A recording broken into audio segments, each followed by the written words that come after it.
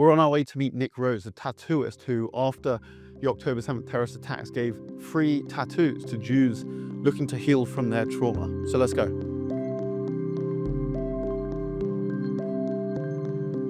My guest today is Nick Rose, a tattooist who moved from San Francisco to London. And after Hamas's brutal terrorist attacks on October 7th, he created an initiative where he gave out free tattoos to people looking to overcome their grief and trauma. Nick is also a very skilled photographer and has been involved with the Royal Academy of Art. Nick, welcome to the podcast Against Antisemitism. How are you doing? I'm good. How are you? Good. Thank you very much for joining me. Thank you for having me. So let's start with this. You're from San Francisco. Yeah.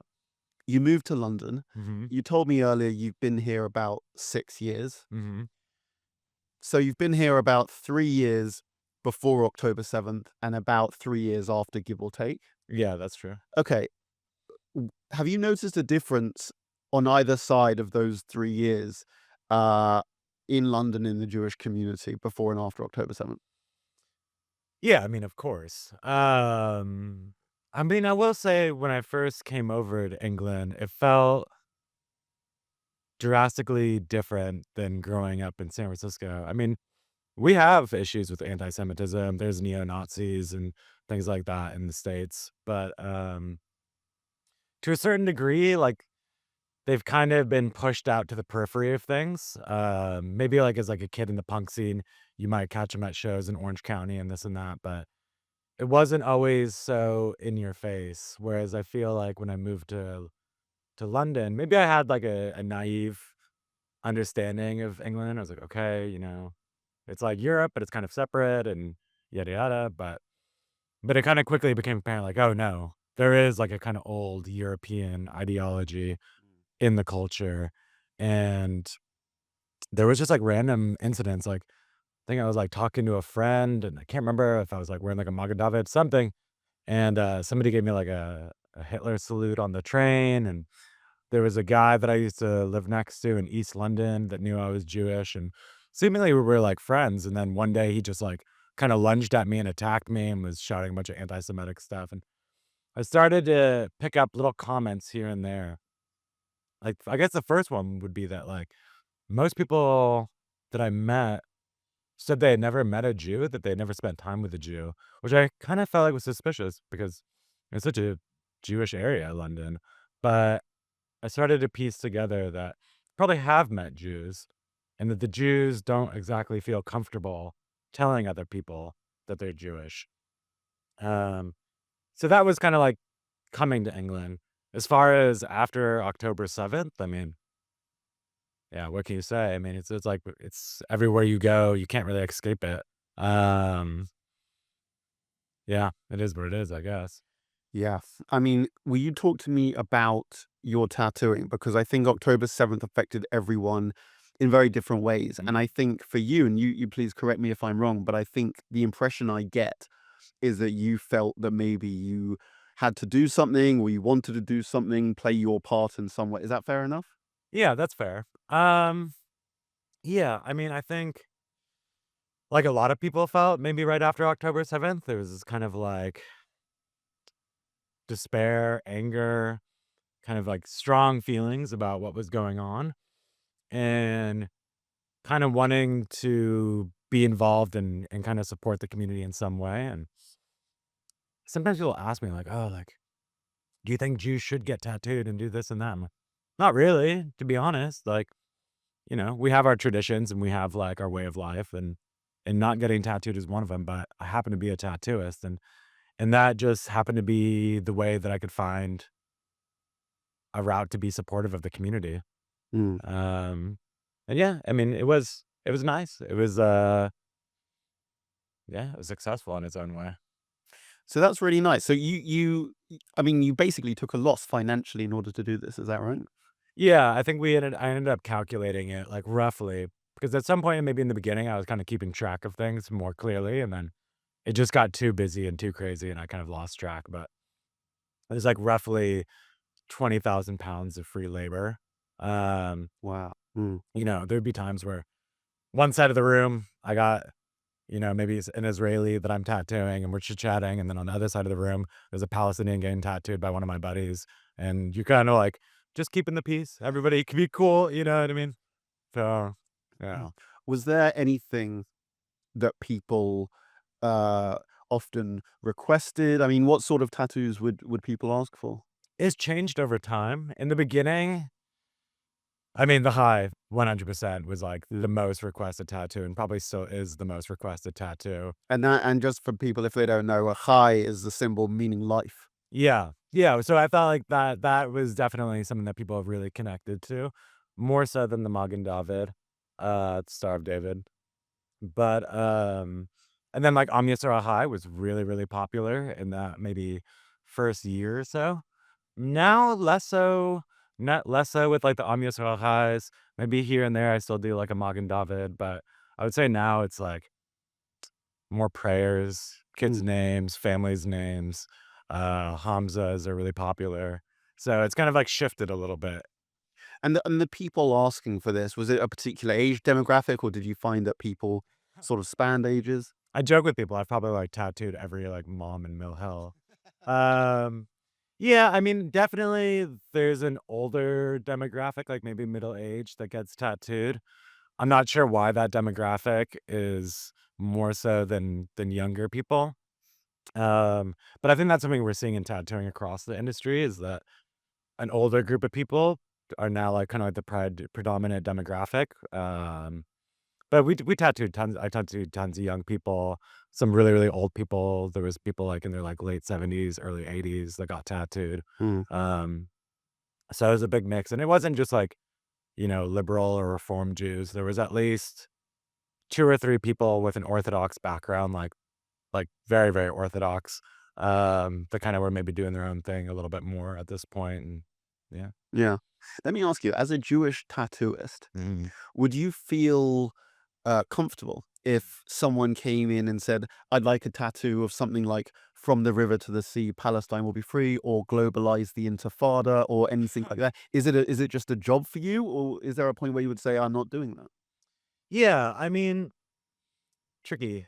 Uh, you know, I would have to tell them like, "Look, it's not for me. There's other people out there that will do those tattoos, and you can seek them out. For me, it's a little bit too close to the bone, so I would pass on that." Um, I mean, I've tattooed Palestinians, not Palestinian, like, flags and this and that. If somebody did hit me up for, like, a Palestinian, like, tattoo on their own, maybe, because I don't really have an issue with Palestinians anyways, but the political aspects of, like, river to the sea and this and that, yeah, not for me, maybe. No, I think, yeah, I could, I think that's a tricky one, especially now. Yeah. Yeah. Um, how did you get into tattooing? Was it something you always wanted to do, or did you just fall into it? I grew up in hanging out in tattoo shops. I always drew since I was a little kid, Mm. and was interested, like, when I was maybe pretty young, was into the punk scene and was kind of drawing, like, skulls and roses and things like that, and kinda drawing flyers for my friends' bands, skateboard graphics and things like that. And then when I was 14, I met my best friend, Gia, and her mom ran a tattoo shop in Los Angeles, and, we used to just go there every day after school and hang out, watch her mom tattoo, and, you know, she had all the amazing drawings on the walls and stuff like that, and I would just sit there and kinda copy these drawings and talk to her mom about it, and, it took a while, it took a few years. I mean, at that time, tattooing was a lot more difficult to get into. You'd kinda go to a shop and express interest, and they tell you to just get out. But eventually, I kinda found my way and had a guy that trained me, and yeah, I've been doing it since 2016?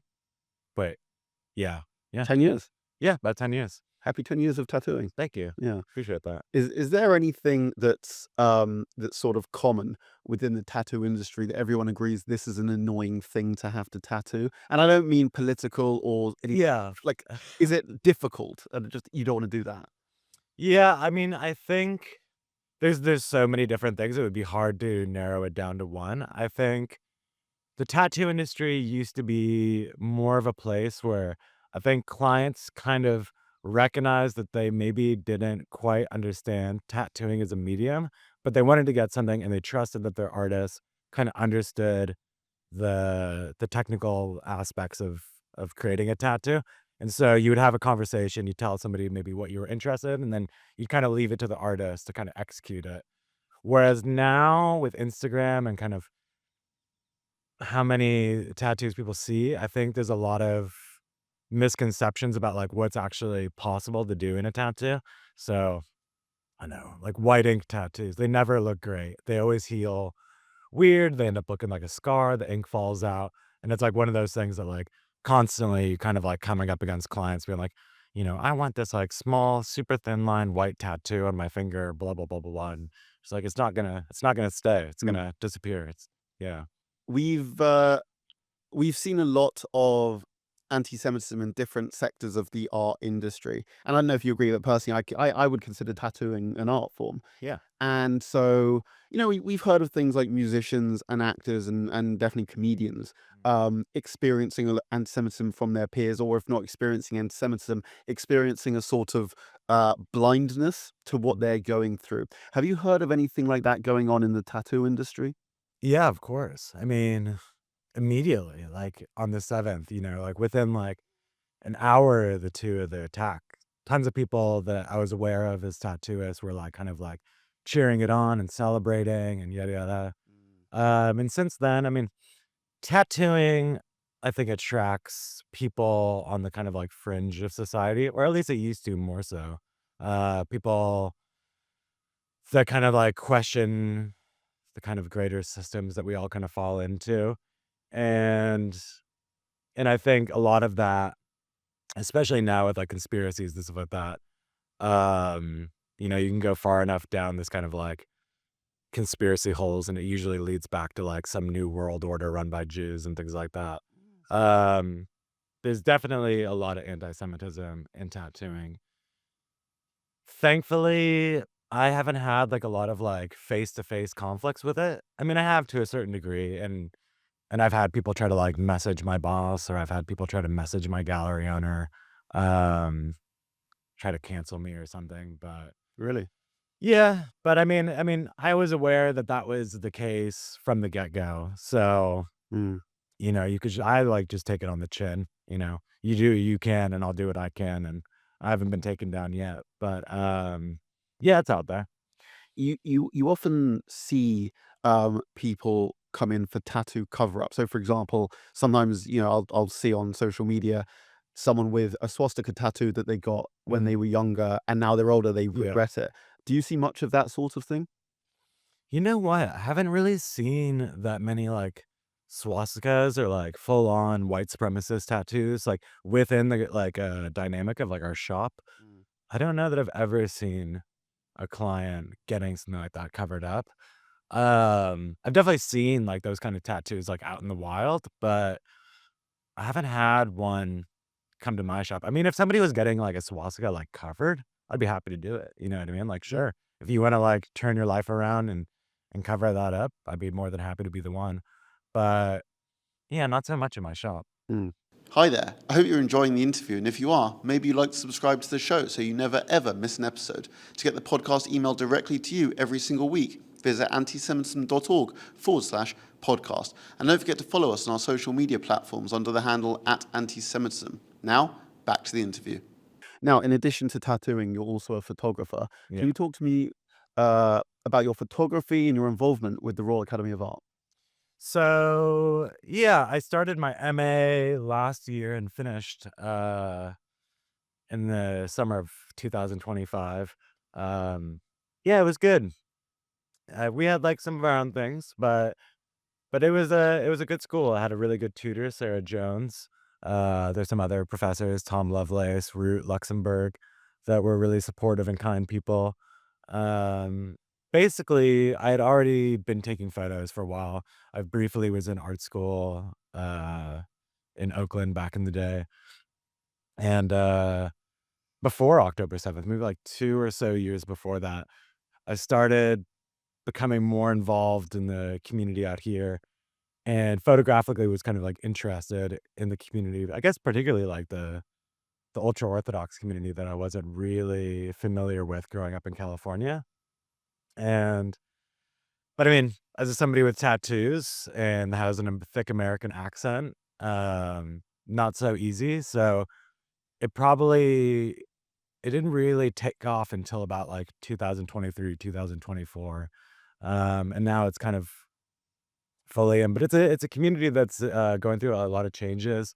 There's a lot of economic changes, political changes, things about the amount of people that are kind of like breaking away from the old traditions or the relationship parents in the community have with people that are kind of breaking away. Uh yeah, it's a monumental period. So yeah, I just wanted it to kind of like shed some light on what are those kind of intersections in the culture and what it looks like and kinda do a little bit of vouching for that community because I feel like it is a really misunderstood community.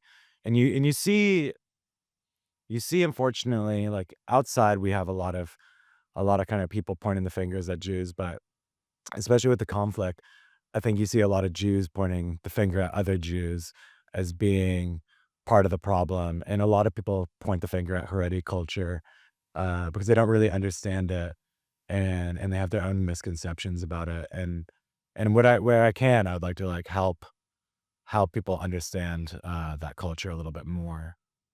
I think using art to communicate that, you know, they're actually not so different from you and me and him and her is a great way of doing it. Yeah. Um, Tell me about Azerbaijan.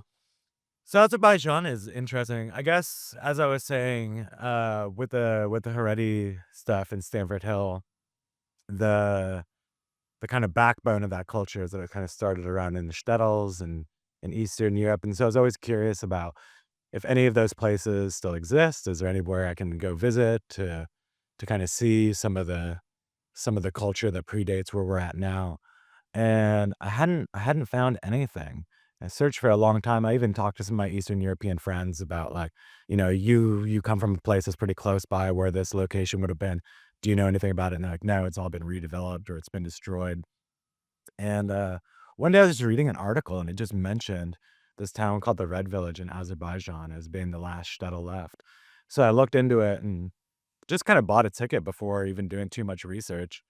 And in fact, it is the last shtetl, as in like Jewish exclusive village in the diaspora, out in the mountains, and it's an amazing place. It's very, very small.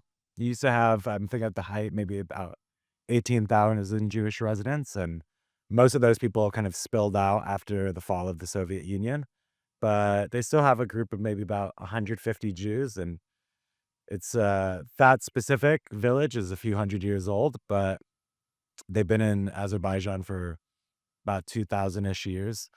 And, also really interesting is that, like, it's a Muslim majority country. So if you're at the bottom of this mountain where this village is, there's a little river, and across the river is a really big Muslim village. And they get along really, really well with the Muslim population.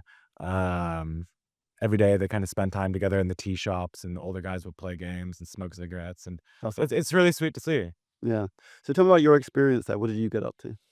What did I get up to? Yeah, it's like it's an interesting place. It's difficult too because like I speak more Yiddish than I speak Hebrew. I barely speak any Hebrew. And they don't speak Yiddish. They're from a Mizrahi background.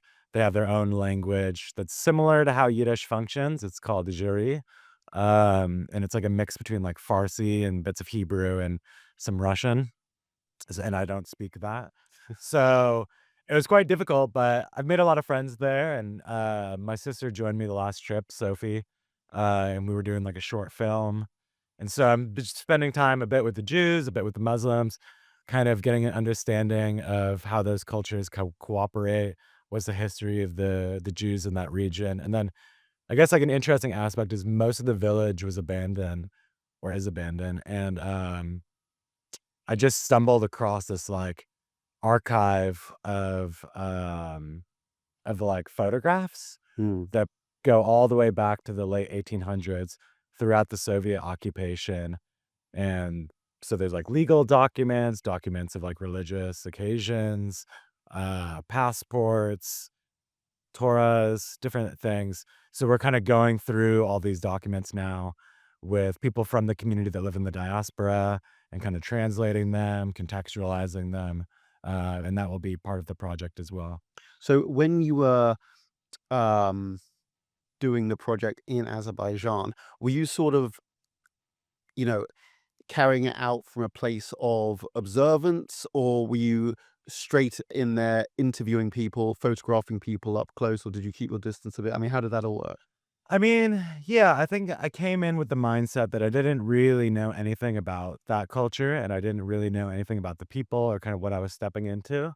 So at first, I think kind of coming in very kind of observational, not having too much of a plan, but letting things kind of open up to me. And as I said, like, I think any Jewish community in the world, like, the kind of first interactions, there'll be like suspicion and kind of maybe even like a little bit of hostility, like, who are you? What are you doing here? What's your intentions?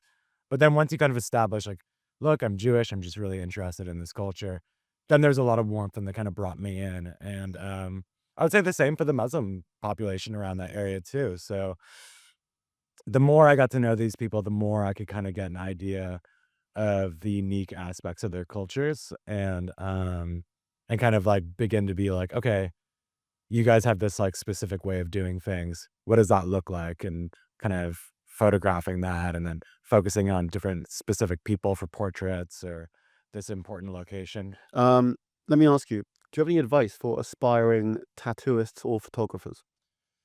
Huh, yeah. I mean, it's a tough industry. It's a really tough time for the arts in general. I think the best kind of piece of advice I could give would just to be honest with yourself about why you want to do it and what you want to do it for. And I think if you don't give yourself another choice, if like tattooing is it or photography is it, and there's no real like plan B, and you just commit to it, I think you'll find your way of being successful.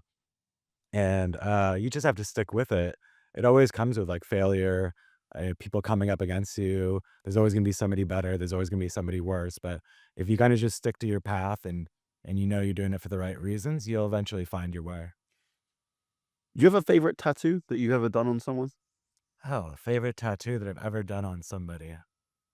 I don't know. There's so many different people that I've met, and there's so many different ones that like, oh wow, I really nailed that one. It was really beautiful. Or, but I would say like some of the more heartfelt ones that I really connect to happened during the last couple of years. There were quite a few people that you know relatives of theirs got murdered during the attacks, or they just had uh, a lot of pain that they were kind of going through, and maybe the tattoo is like it was helpful for that time Mm. and kind of help them like re-examine um, things. All right. Yeah, Let me ask you a question that I ask every guest on the podcast. sure. If someone who is not Jewish comes to you and says that they want to help in the fight against anti-Semitism, where should they start?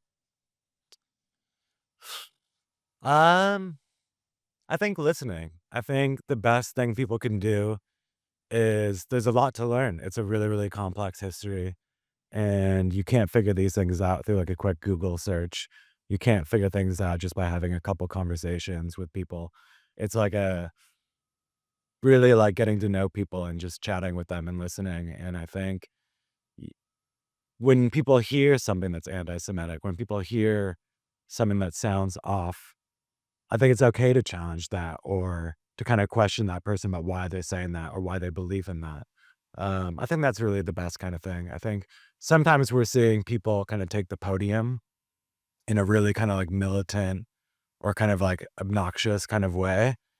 Maybe obnoxious is a little bit of a harsh word, but I don't know that we always need people that out front. I think we can use our own voice to kind of like vouch for ourselves, but we could use more people just trying to help us um with like understanding and listening to us. Yeah. Now, before we wrap up, I've had a great time chatting with you. Let me ask you, what have you got going on? What have you got coming up? And where can people find you? So, where can people find me? You can find me on my website, which is nickrosenauer.com.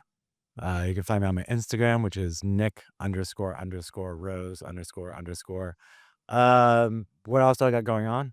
going back to Azerbaijan. I have 2 shows coming up for photography, which is exciting. And yeah, I'll still be tattooing. Give me an email if you want something, and yeah, I'm around. All right.